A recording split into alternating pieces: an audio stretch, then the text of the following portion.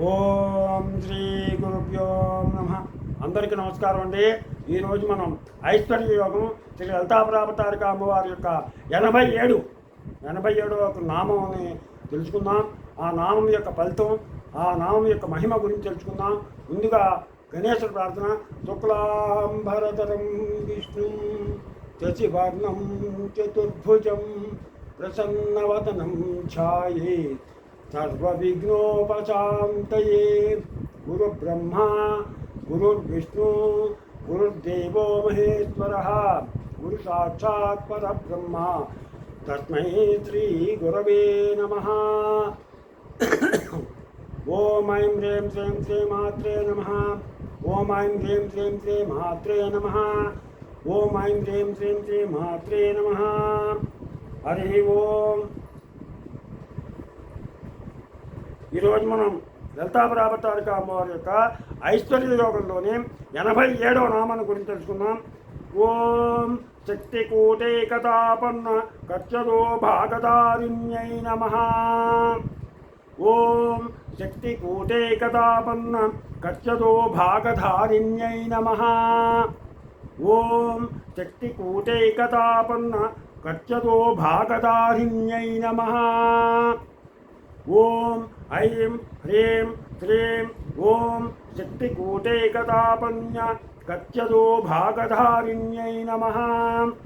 ఓం ఐం హ్రీం శ్రీం ఓం శక్తికూటైకతాపన్య కచ్చదో భాగధారిణ్యై నమః.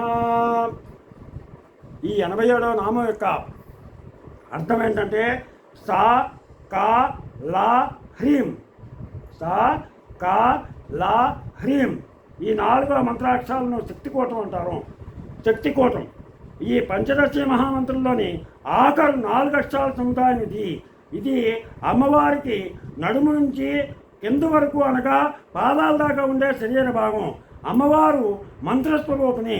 5 అక్షరాల ముఖం కాగా 6 అక్షరాలు కంఠం నుండి నడుము వరకు ఉన్న శరీరం కాగా ఆఖరి 4 అక్షరాలు నడుము నుండి పాదాల వరకు ఉన్న శరీరం సూక్ష్మ, సూక్ష్మేతర, సూక్ష్మతమములు అనబడతాయి.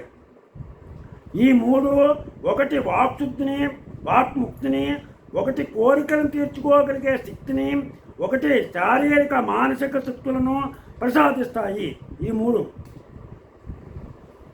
ఒకటి వాక్ముక్తిని, 2 కోరికలను తీర్చుకోగలిగే శక్తిని, 3వది శారీరక మానసిక శక్తులను ప్రసాదిస్తాయి. ఇందులో ఈ చివరి 4 అక్షరాల సముదాయం శరీర దృఢత్వాన్ని ముందుగా సాధకునికి ఇస్తాయి. శరీర మాధ్యం కళ్ళు ధర్మసాధనం అనే ఆర్యోక్తి. ఏ పని చేయాలన్నా ముందుగా శరీరం ఆరోగ్యవంతమై సహకరిస్తేనే చేయగలుగుతాం. శరీరం సహకరించిన మానసిక ధైర్యం లేకపోతే పని చేయడం. అన్నిటికంటే మనశక్తి గొప్పది. మనోధైర్యంతో పని ప్రారంభిస్తే అయి తీరుతుంది. ఎగరగలిగే శక్తి ఉంది కదా అని గర్వించి కదలకుండా ఉంటే గరుడు కూడా ముందుకు ఒక అడుగు వెళ్ళలేడు. గొప్ప శక్తి లేకపోయినా ఒక చిన్న చీమ నడక ప్రారంభించి కాశీకి వెళ్ళింది అని చెప్తున్నాం మనం. కాబట్టి మహాత్ములకు శరీర ధనాల కంటే క్రియాసిద్ధి నిజమైనటువంటి బలం. శక్తికూటం మానవులను ఇటు శారీరకంగా అటు మానసికంగా సర్వ కార్యాలను చేయగలిగే మహాత్ములుగా తీర్చిదిద్దగలిగే అపూర్వ మంత్రభాగం ఈ మంత్రానికే అర్థం. ఈ మంత్రాన్ని పఠించడం వల్ల కలిగే ఫలితం ఏంటంటే ఏ పని చేయాలన్నా మూలుగుతూ ఓపిక లేక బాధపడేవారు ప్రతి ఆదివారం భానువారం ఉదయం 11 సార్లు ఈ మంత్రాన్ని చెప్పిస్తే ఎర్రని పువ్వులు నీరు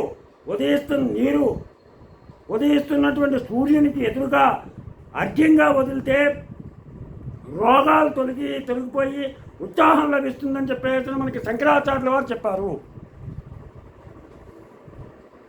అసాధారణ క్రియలు చేయాలనుకునేవారు ఏ పని మొదలుపెట్టినా అవ్వక బాధపడేవారు ఈ మంత్రాన్ని 41 రోజులు అమ్మవారి విగ్రహాన్ని వెండితో కానీ బంగారంతో కానీ ఇత్తడితో కానీ మట్టితో కానీ చేయించి ఆ విగ్రహానికి పూజామందిరంలో పెట్టి ధూప దీప నైవేద్యాలు ఓపికను బట్టి సమర్పించి రోజు 108 సార్లు జపించి ఎర్రని తెల్లని పసుపు పచ్చని పూలతో పూజించి ఆఖరిన హారతిస్తే వారికి చాలా తొందరగా ఆ పనులు పూర్తవుతాయి.